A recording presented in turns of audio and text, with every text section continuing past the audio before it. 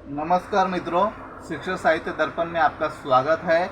जैसा कि हमारा हिंदी अध्यापन पद्धति के विषय में चल रहा था, आज हम भाषा शिक्षक के विषय में पढ़ेंगे कि एक भाषा शिक्षक के अंदर कौन से गुण होने चाहिए, उनके क्या उत्तरदायित्व होते हैं, उनकी क्या चुनौतियां होती हैं और उनके क्या कर्तव्य होते हैं और व्यावसायिक वृद्धि के लिए किस प्रकार उन्हें प्रयत्न करना चाहिए। तो दोस्तों, शुरू करते हैं आज का वीडियो।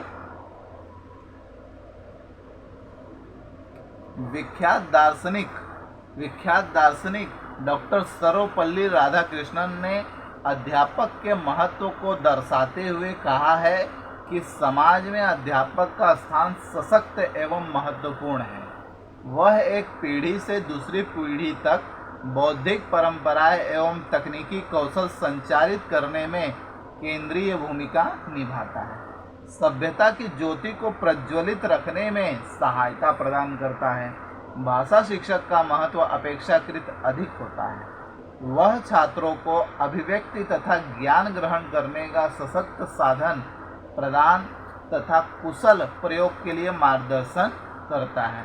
भाषा शिक्षक ही भाषा की सूक्ष्मताओं का ज्ञान कराता है, उसके विभिन्न प्रयोगों का परिचय प्रदान करता है, व्याकरण के नियमों के अनुसार भाषा का प्रयोग करना सिखाता है, शुद्ध उच्चारण की शिक्षा प्रदान करता है और विभिन्न रचना शैलियों से परिचित कराकर भाषा को मौखिक एवं लिखित रूप से समझने की योग्यता प्रदान करता है।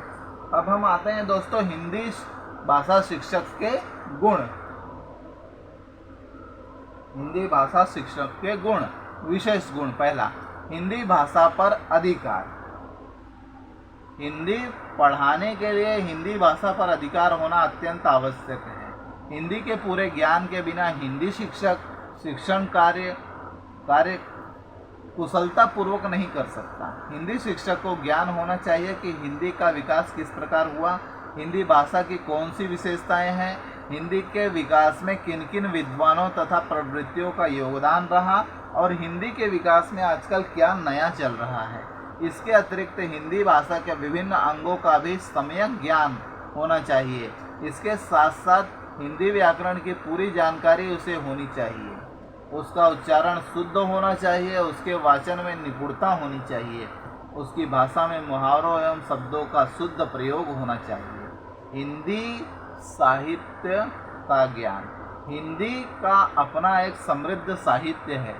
हिंदी भाषा पढ़ाते समय शिक्षक को हिंदी साहित्य भी पढ़ाना होता है, इसलिए उसे हिंदी साहित्य का पर्याप्त ज्ञान होना चाहिए। उसे हिंदी साहित्य की विभिन्न प्रवृत्तियों, कवियों एवं गद्यकारों की जीवनियों तथा उनकी रचनाओं का पर्याप्त परिचय होना चाहिए।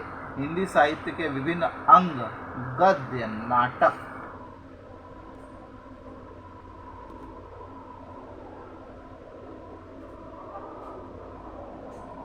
गद्य, नाटक, कहानी, आलोचना, छंद, अलंकार, विभिन्न शैलियाँ आदि की उसे जानकारी होनी चाहिए। अगला पॉइंट है दोस्तों, भारतीय संस्कृति का ज्ञान। हिंदी शिक्षक को हिंदी साहित्य के साथ साथ भारतीय संस्कृति का भी ज्ञान होना चाहिए। भारतीय संस्कृति की जानकारी हिंदी शिक्षक को कबीर, नानक, तुलसी, सूत, प्रसाद, पंत, निराला, महादेवी वर्मा, मैथिली शरण गुप्त तथा अन्य कवियों की वाणियों के बिना नहीं हो सकती। हिंदी कवियों, साहित्यकारों के साहित्य में भारतीय संस्कृति की व्यापक धारणा हुई है और हिंदी शिक्षक के लिए उसकी जानकारी रखना आवश्यक है। साहित्य में रुचि।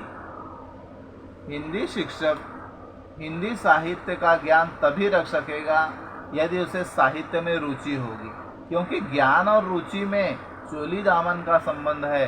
साहित्य में रुचि रखने का अर्थ यह नहीं कि प्रत्येक हिंदी शिक्षक स्वयं कवि, लेखक या समालोचक होना चाहिए। इतनी प्रतिभा प्रत्येक हिंदी शिक्षक में नहीं होती।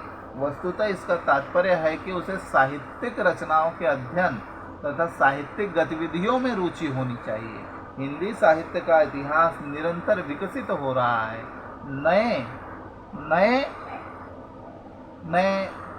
साहित्यकार, नए साहित्य का प्रकाशन हो रहा है। इनसे हिंदी शिक्षक परिचित होना चाहिए। जिसके लिए रुचि की जरूरत होती है। सरल अभिव्यक्ति। सरल अभिव्यक्ति हिंदी साहित्य शिक्षक का एक आवश्यक गुण है। कई बार हिंदी शिक्षक को अपनी योग्यता दर्शाने का मोह हो जाता है और पढ़ाते पढ़ाते वह इतना आत्मविभोर हो जाता है कि उसे ध्यान ही नहीं रहता कि वह क्या कह रहा है। साहित्य प्रदर्शन के मोह में उसकी अभिव्यक्ति क्लिष्ट हो जाती है और विद्यार्थियों को समझ में कुछ भी नहीं आता। हिंदी शिक्षक को इस प्रकार मोह में न पढ़कर विषय को स्तरानुकूल सरल बनाना चाहिए। उसे अपनी बात सरल और प्रभावशाली ढंग से कहनी चाहिए। विविध शिक्षण विधियों का ज्ञान। हिंदी शिक्षक को कुशल एवं विभिन्न शिक्षण विधियों, कथा कथन, चर्चा, अभिरूप, क्रियाकलाप, रसास्वादन आदि के प्रयोग की आवश्यकता पड़ती है। हिंदी शिक्षक को इन शिक्षण विधियों की जानकारी कराई जाती है, परंतु केवल जानकारी प्राप्त कर लेने से ही पर्याप्त नहीं, बल्कि उसे क्रियात्मक रूप में पेश करना चाहिए। जो हिंदी शिक्षक हिंदी शिक्षण विधियों का जितना अधिक कुशलतापूर्वक प्रयोग कर सकेगा, उतना अधिक उसका शिक्षण सफल एवं उपयोगी होगा। अध्यापक को हमेशा इस बात का ध्यान रखना चाहिए कि किस पाठ के लिए, किस कक्षा के लिए कौन सी विधि उपयोगी नहीं है, उसी के अनुसार अध्यापन कार्य करना चाहिए। सतत प्रयत्नशील एवं अध्ययनशीलता। हिंदी शिक्षक को निरंतर अध्ययनशील एवं प्रयत्नशील बने रहना चाहिए। हिंदी शिक्षक को सतत अध्ययन द्वारा अपने ज्ञान की ज्योति को प्रज्वलित रखना चाहिए। हिंदी साहित्य में हो रहे नए रचनात्मक कार्यों तथा अनुसंधान कार्यों का तो उसे ज्ञान होना ही चाहिए। इसके अतिरिक्त अन्य विषयों का भी ज्ञान रखना चाहिए, क्योंकि कभी कभी पाठ्यक्रम में समन्वय प्रस्थापित करना पड़ता है। इसके सिवाय अपनी व्यावसायिक योग्यता बढ़ाने के लिए प्रयत्नशील रहना चाहिए। साहित्य के क्षेत्र में नई नई तकनीकी आ रही है, जिसके लिए अध्यापक को सदैव सक्रिय रहना चाहिए। अपने कार्य में आस्था।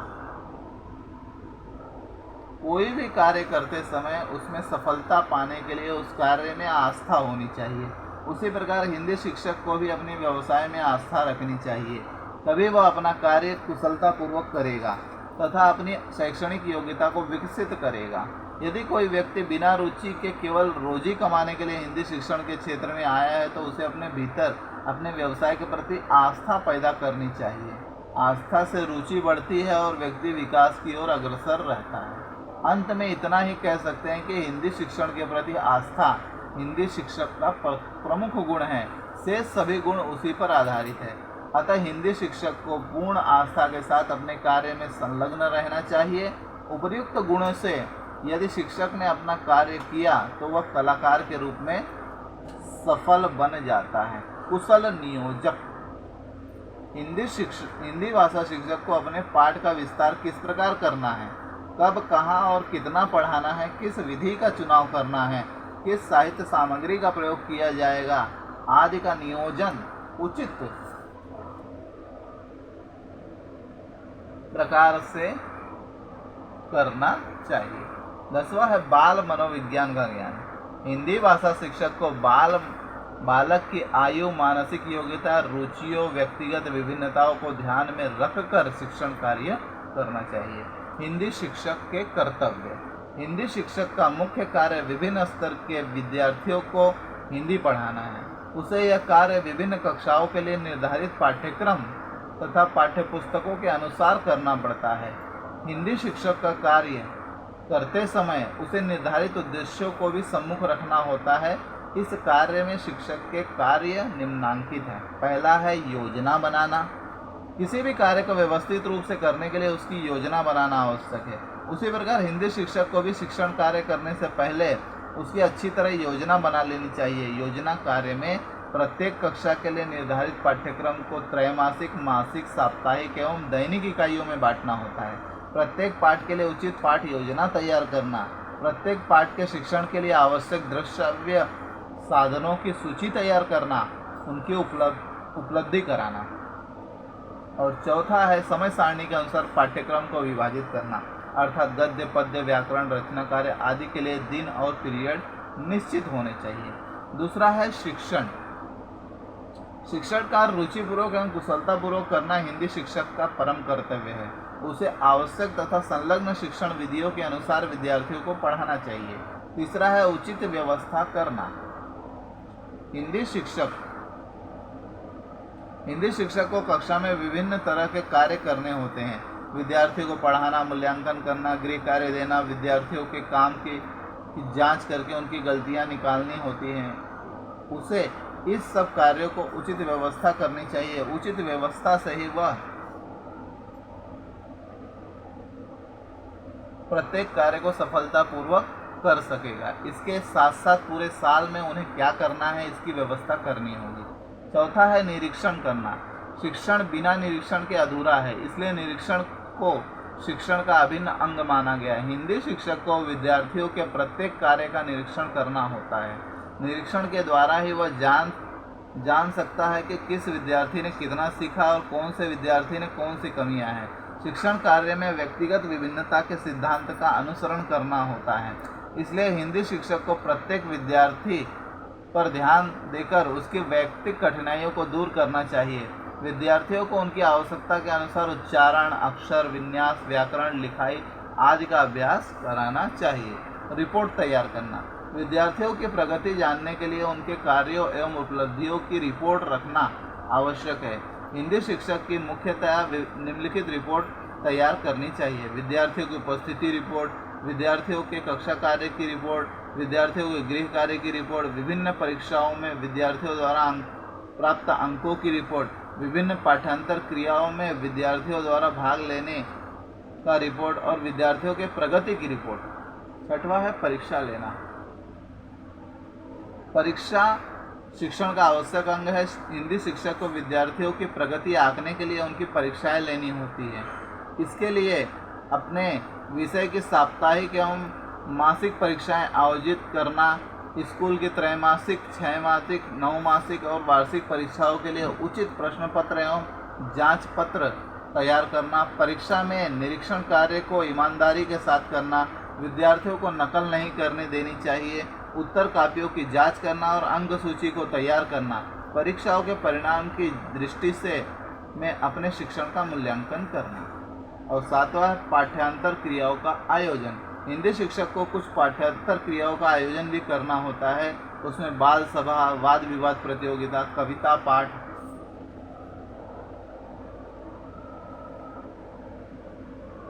भाषण, सम्मेलन आदि का आयोजन करना चाहिए और विद्यार्थियों को इसमें भाग लेने के लिए उत्साहित करना चाहिए। हिंदी भाषा शिक्षा के कर्तव्यों के अतिरिक्त इसके कुछ उत्तरदायित्व भी है जिन्हें निभाना अति आवश्यक है। ये उत्तरदायित्व निम्नलिखित हैं। पहला है सांस्कृतिक कार्यक्रमों का आयोजन करना। विद्यालय में आयोजित किए जाने वाले सांस्कृतिक कार्यक्रम संगीत, नृत्य, नाटक, कठपुतली प्रदर्शन, कवि सम्मेलन आदि कार्यक्रमों का आयोजन करके छात्रों की भाषा में दृढ़ता लाना हिंदी शिक्षक का उत्तरदायित्व है। भाषा मंडल की स्थापना करना। विद्यालय में भाषा मंडल की स्थापना करके सभी छात्रों को आयोजित की जाने वाली पाठ्य सहगामी क्रियाओं में सहभागी होने का अवसर प्रदान किया जाना चाहिए। इससे शिक्षक अपनी हिंदी भाषा के स्वरूप को भी बनाए रखने में सफल रहता है। तीसरा है विद्यालय पत्रिका का संपादन। प्रतिवर्ष विद्यालय द्वारा संपादित पत्रिका का संपादन करके और अपने छात्रों के लेख, कहानी, कविता एवं अन्य मौलिक रचनाओं को छपवाकर उनकी सृजनात्मकता को बढ़ावा देना हिंदी शिक्षक का उत्तरदायित्व है। प्रतियोगिता का आयोजन। विद्यालय अथवा अंतर विद्यालय स्तर पर विभिन्न प्रकार की भाषिक प्रतियोगिताएं जैसे कविता, गायन, कथा कथन, नाटक, संवाद, वाद विवाद, भाषण आदि का आयोजन करके हिंदी भाषा का सम्मान बनाए रखना और छात्रों में भाषा के प्रति रुचि उत्पन्न करना हिंदी भाषा शिक्षक की जिम्मेदारी है। और पांचवा है हिंदी विषय संबंधित विशेष प्रसंगों का आयोजन। हिंदी भाषा शिक्षक का महत्वपूर्ण उत्तरदायित्व है कि जितने भी हिंदी से संबंधित विशेष प्रसंग है उनका आयोजन करके छात्रों को विशेष जानकारी प्रदान करे। उदाहरण हिंदी दिवस, कवि सम्मेलन करके वह लेखकों और विशेष महापुरुषों के सम्मान में प्रतियोगिताएं आयोजित करवाना। उपरोक्त जिम्मेदारी को निभाना हिंदी शिक्षक के लिए चुनौती बन चुकी है, क्योंकि वर्तमान समय में हिंदी भाषा के स्वरूप में बदलाव आ रहे हैं। दिनों दिन हिंदी भाषा के प्रति सम्मान की कमी दिखाई दे रही है। अधिकांश भारतीय अंग्रेजी भाषा को अधिक मान सम्मान दे रहे, विदेशी भाषाओं को सीखना अपनी शान समझते हैं। ऐसे में हिंदी शिक्षक को इस बदलते स्वरूप की रक्षा करनी चाहिए। ये बदलता स्वरूप हमें निम्न प्रकार से दृष्टिगोचर होता है। पहला, पाठ्यक्रम में सर्वोत्तम स्थान न दिया जाना। माध्यम के अनुसार हिंदी भाषा को द्वितीय या तृतीय भाषा के रूप में ही स्वीकार किया गया है। यही कारण है कि छात्र हिंदी भाषा को महत्व को समझ नहीं पाते हैं और हिंदी भाषा के प्रति अलगाव। भारतीय छात्रों में देखा गया कि उन्हें हिंदी भाषा से लगाव कम है। हिंदी में बात करते समय भी अंग्रेजी शब्दों का प्रयोग करना या हिंदी को अपनी शैली के अनुसार बोलना, शुद्ध हिंदी भाषा का प्रचलन समाप्त होता जा रहा है। मात्र विषय के रूप में अध्ययन। हिंदी भाषा को अन्य विषयों की भांति एक विषय के रूप में अध्ययन किया जाता है। वहाँ भी केवल मात्र उत्तीर्ण होने की दृष्टि से हिंदी भाषा को पढ़ा जाता है। यदि आप किसी छात्र से पूछें कि आपको अ से ज्ञ तक बोलना आता है तो उन्हें न कहने में कोई शर्म नहीं आती। विदेशी भाषाओं का प्रभाव। मातृभाषा के अतिरिक्त अन्य भाषाओं को सीखना व हिंदी बोलना अपनी शान के खिलाफ समझा जाता है। मातृभाषा के अतिरिक्त अन्य भाषाओं को सीखना हर छात्र के लिए भविष्य में उन्नति पाना है, लेकिन इन भाषाओं को अपना स्वामी न बनने दें। वर्तमान समय में तो अंग्रेजी बोलना ही संपन्नता का परिचायक है। हिंदी बोलना अपनी शान के खिलाफ समझा जाता है। सम्मान का अभाव। वर्तमान समय में हिंदी भाषा को सम्मान नहीं दिया जाता जिसकी वह अधिकारिणी है। यह अनुभव ही नहीं सत्य है, बल्कि हिंदी माध्यम में पढ़ने वाले विद्यार्थी और उन्हें पढ़ाने वाले शिक्षकों की उपेक्षा अंग्रेजी माध्यम में पढ़ने वाले छात्रों व शिक्षकों को अधिक सम्मान प्राप्त होता है। नौकरी के लिए गए साक्षात्कार के समय भी यदि आप अंग्रेजी बात नहीं कर रहे हैं तो आपका चयन नहीं होगा। ये सभी उदाहरण प्रदर्शित करते हैं कि हमारे देश में हिंदी भाषा को सम्मान कम प्राप्त है। यह बात सभी भागों व राज्यों में लागू नहीं होती, लेकिन कुछ राज्य ऐसे हैं जहां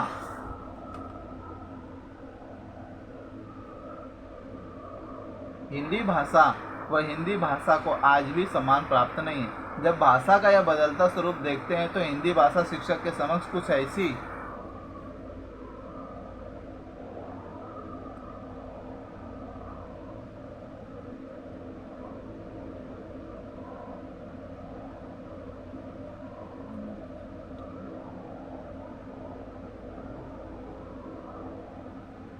जब भाषा का यह बदलता स्वरूप देखते हैं तो हिंदी भाषा शिक्षक के समक्ष कुछ ऐसी चुनौतियां आती हैं जिसे स्वीकारना असंभव तो नहीं लेकिन कठिन अवश्य। ये चुनौतियां निम्न प्रकार की हैं। पहला, हिंदी भाषा की रक्षा करना। इस बदलते स्वरूप में यह किस प्रकार हिंदी भाषा की रक्षा करे, उसके लिए चुनौती है। शिक्षक को स्वयं साहित्य में रुचि व उसकी जानकारी होना आवश्यक है और छात्रों में भाषा के प्रति रुचि बढ़ाना। छात्र जब अपनी शैली में हिंदी में बात करते हैं तो उन्हें प्रेम पूर्वक समझाना और विभिन्न कार्यक्रमों में उन्हें सहभागी बनाना। हिंदी भाषा को बढ़ावा देना। हिंदी भाषा से संबंधित यदि शिक्षक कुछ कार्यक्रमों का आयोजन करना चाहता है तो उसे वह सभी सुविधाएं प्रदान नहीं होती जो उन्हें मिलनी चाहिए। ऐसे में वह चुनौती स्वरूप स्वीकार कर कुछ इस प्रकार सहगामी क्रियाएं करवाए जिससे छात्र हिंदी भाषा से प्रेरणा प्राप्त करे। राष्ट्रभाषा के प्रति प्रेम उत्पन्न करना। इस व्यस्तता भरे जीवन में अधिकांश व्यक्ति राष्ट्र के प्रति अपनी जिम्मेदारियों को भूलते जा रहे हैं, तो ऐसे में राष्ट्रभाषा के प्रति उनमें प्रेम जागृत करना हिंदी भाषा शिक्षक के समक्ष चुनौती है। वह विद्यालय के उन कार्यक्रमों के आयोजन करे जिससे छात्रों में देशभक्ति की भावना जागृत हो। देशभक्ति की भावना के साथ साथ देश भाषा के प्रति प्रेम उत्पन्न होना चाहिए। पाठ्यक्रम में उचित स्थान का महत्व। संविधान व आयोगों के सुझावानुसार हिंदी भाषा का स्थान तो निश्चित कर दिया गया, लेकिन फिर भी उसका महत्व दिनों दिन कम होता जा रहा है। हिंदी भाषा शिक्षक के लिए गंभीर समस्या है कि वह उसके महत्व को बनाए रखे। उसके लिए अथक प्रयास की आवश्यकता है। विद्यार्थियों की बढ़ती व्यस्तता। इस संगणक युग में छात्र राजभाषा और राष्ट्रभाषा सीखना ही नहीं चाहते। उसका वश चले तो पूर्ण रूपेण संगणक की सहायता से ही परीक्षाएं उत्तीर्ण कर लें। ऐसे में हिंदी भाषा शिक्षक के लिए यह चुनौती है कि छात्रों का इस ओर झुकाव किस प्रकार बनाएं। हिंदी भाषा केवल परीक्षा पास करने के लिए न सीखी जाए, उसका संबंध भावनाओं से होना चाहिए। व्यावसायिक वृद्धि। हिंदी भाषा शिक्षक अपने कर्तव्यों और जिम्मेदारियों को तभी अच्छी तरह निभा सकेगा जब वह स्वयं भी साहित्य प्रेमी, साहित्य अन्वेषक हो, उसे पारंपरिक व समसामयिक साहित्यिक ज्ञान भी हो। वह भाषा के प्रति जागरूकता का विकास कर उसे वह नित्य नई नवीन प्रविधियों का प्रयोग कर अपना शिक्षण कार्य सफलतापूर्वक करे।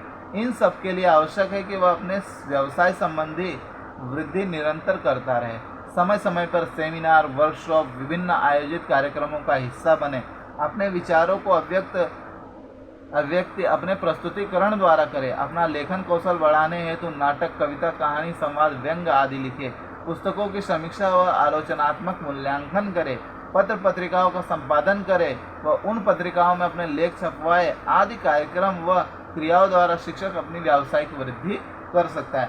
तो दोस्तों, आज हमने एक भाषा शिक्षक कैसा होना चाहिए उस पर आज हमने विस्तार पूर्वक चर्चा की कि हिंदी भाषा के शिक्षक के गुण क्या होने चाहिए और उसके हिंदी शिक्षक के कर्तव्य कौन से हैं, और फिर उसके बाद उसके उत्तरदायित्व तो क्या हैं और बदलता स्वरूप क्या है, और उसके बाद उसकी चुनौतियां क्या हैं, और अंत में हमने व्यावसायिक वृद्धि।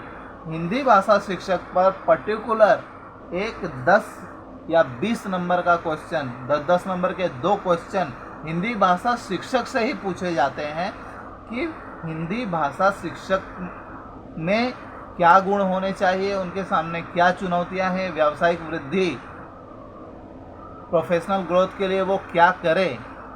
इसलिए इस पर आधारित क्वेश्चन बीएड में यूनिवर्सिटी लेवल पे पूछे जाते हैं। तो दोस्तों, जो मेरे वीडियो को देख रहे हैं कृपया लाइक करें, शेयर करें, सब्सक्राइब करें। मिलते हैं दोस्तों अगले वीडियो में, तब तक के लिए नमस्कार, धन्यवाद।